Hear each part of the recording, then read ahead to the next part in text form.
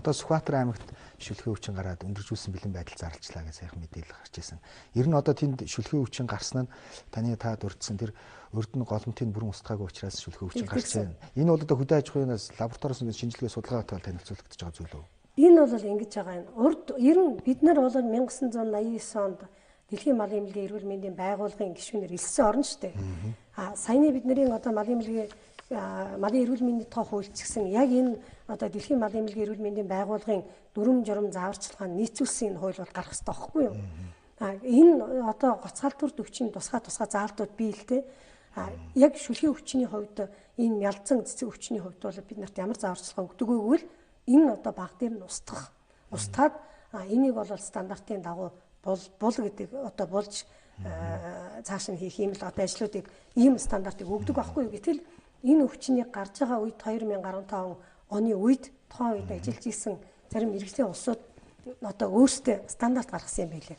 Стандарт гаргаад энэ одоо гоцгалтурт өвчнүүдийг бол устгахгүй гэдэг одоо ийм надад ирж байгаа мэдээлэл устгуулаагүй байгаа байхгүй юу. 2010 онд Зүүн аймагт гарсан шүлгийн өвчнийг миний би ахалж ажиллаж исэн. Энд бол бид нар 3 сард гэхэд одоо Төв аймаг хүртэл ирлээ шүү дээ. Зүүн аймагаас тэр шүлгийн өвчин маш одоо шүлгийн өвчин маань өөр агаар туслын замаар халддаг. Зээр бас одоо өвчлсөн байдаг. Зээр усуусан газараас мал очиод усуухад бас ингээд өвчлөдөг. Ер нь маш хурдтай агаар туслын замаар халддаг ийм өвчин байгаа байхгүй юу? Яг энэ өвчнийг тэгээд яг тухайн үед стандартын дагуу устгаагүй баг дээр нь тий тэрний үлдэгдэл үлдсээр байгаад одоо бас нөгөө өвчин чинь дахиад сэдрээд байгаа байхгүй юу?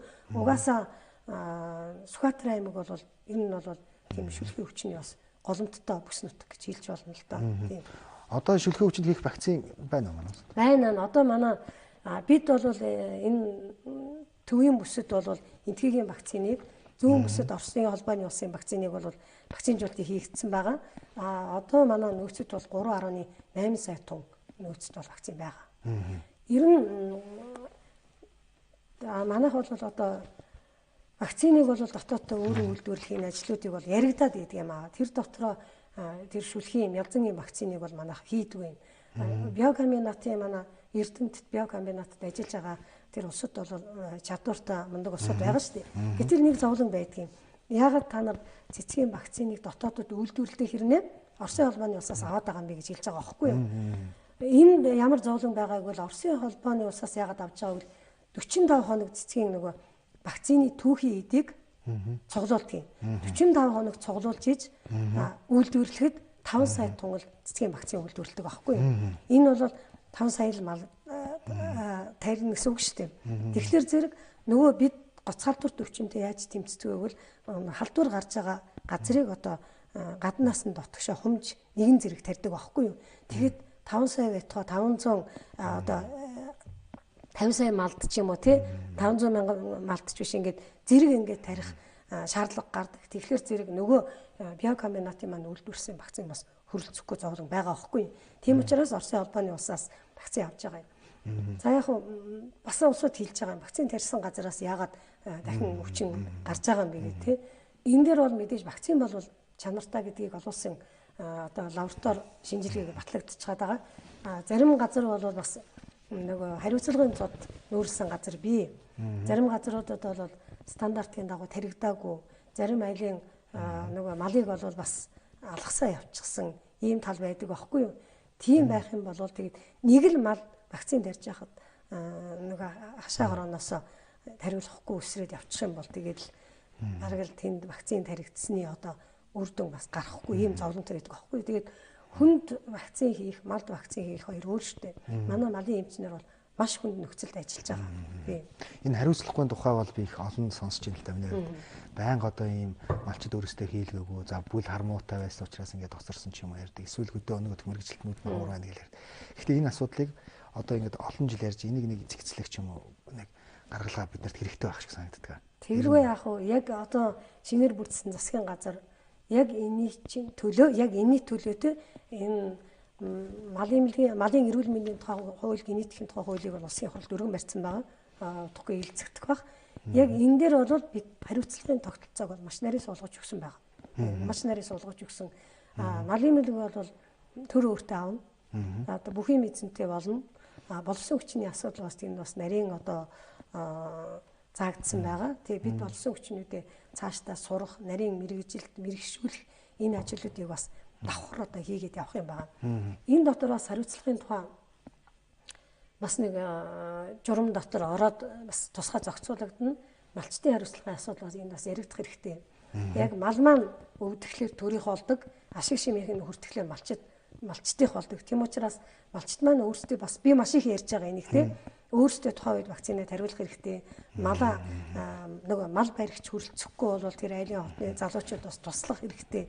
Тэгээд угаалга туулганд бол цаг хугацаанд нь бол хамрагдчих хэвээр байхгүй юу. Тэгжээж бид малаа эрүүлжүүлэх ёстой. Монголын маань мал эрүүл байж хүн л бас эрүүл болно. Малаа бид эрүүлжүүлэх юм бол Монголын эдийн засагт бол маш их хэрэгтэй болчиход байгаа юм тийм. Энэ дэг зүйлийг бас тодруулж асуухад энэ итгэхээс Оросоос одоо вакцины оруулж ирдэг гэдэг чинь манай хоёр улсын мэдээж хооронд гэрээ хийгдэж байж нэлээд хариуцлагатай хэмжээнд хийгдэж ордог баг. Магадгүй энэ вакцины чанаргүй гэх юм бол энэ итгэх улсын дээр цаанаас нийлээс үйлдвэр ч юм уу эсвэл Оросын тэр үйлдвэрээс одоо хоёр улсын гэрээнийхэн дагуу хариуцлагын тэр юм байдгүй. Байдгүй яах вэ? Харин нөгөө вакцины чанаргүй бол бид нөгөө эхлээ вакцина бас шалгуулж штэ тий. Чанаргүй бол вакциныг малдаа хийхгүй буцаа штэ. Буцаагаад бас явна. Хамгийн гол нэг зовлон байна. Өвөл вакцин хийх бол амаргүй. Вакцин маань нөгөө хүлддэг нөгөө гормын бас алдаа гаргахыг бол үүсэхгүй тий. Өөрхийн малын эмчнэр чинь өөртөө хийж агаад хөлдөөхгүйгийн тулд бүлээсгэж агаад тэгээд хоёр гар нь нөгөө хөлдөх шахам вакцинуудыг хийгээд бол явж байгаа шүү дээ. Энийг бол бас ард иргэд ойлгох хэрэгтэй тий. Ер нь тийм хэвлэл мэдээлэлээр өш хонзонгийн сэдэлтээр төрийн албан хаагчдыг айлгаад санснаа биелүүлж авах гээд янз бүрийн ингээд гүтгэлэг явуулаа захиалгаар ингээд яваад байгаад нь бол бид бол айхгүй. Ягаад гэвэл бид хуулийн дагуу ажиллаж байгаа учраас бид бол айхгүй.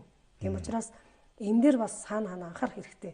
Мэдээж зарим хэвлэл мэдээлэлт бол орлогоо бодож сенсацтай гээд нягтлахгүй юм одоо нийтлүүд гаргаж байгаа бол бас харамсалтай байгаа хгүй. Энийг бас нягтлаасаа гэж би хүсэж байгаа. Тэгээ одоо тендерийн тухай хуулийг хэвлэл мэдээлэх нь өөрсдөө унших хэрэгтэй. Хин оролцдог энэ харах хэрэгтэй. Энэ вакцинуудын манай яамн дээр очиж олон улсын лабораторийн шинжилгээнүүдийг бол үзэж болно. Нээлттэй ш тийм нуух юм юу ч байхгүй шүү дээ тийм үстэй. Тэгээд манай одоо энэ бид нарыг одоо үтгээд хардаас ирдэж байгаа энэ хэвлэл мэдээллийнх нь бид нартэй цуг очиж тэр вакциныг газар дээр нь тарьж байгаадаа тэр голомттой бүсүүд дээр орж өөрсдөө бас ажиллах хэрэгтэй байхгүй тий. Танд одоо мэдээлэлээр шүлхийн өвчнөд дархалтаа ямар байна? Цэцэг өвчин сая Сэлэнг аймагт явж байхад бол ерөөхдөө бас намжиж байгаа байдал. Намжсан. Цэцэг өвчин бол намжсан. Шүлхийн өвчин маань одоо Зүүн аймагт л байна. Сүхбаатар аймагт л байна. Сүхбаатар аймагт байна. Тэгээд Сүхбаатар аймаг маань одоо бол айгүй хүнд шүү дээ. Угаасаа энэ нөгөө голомттой хамгийн гол нь зээр ихтэй.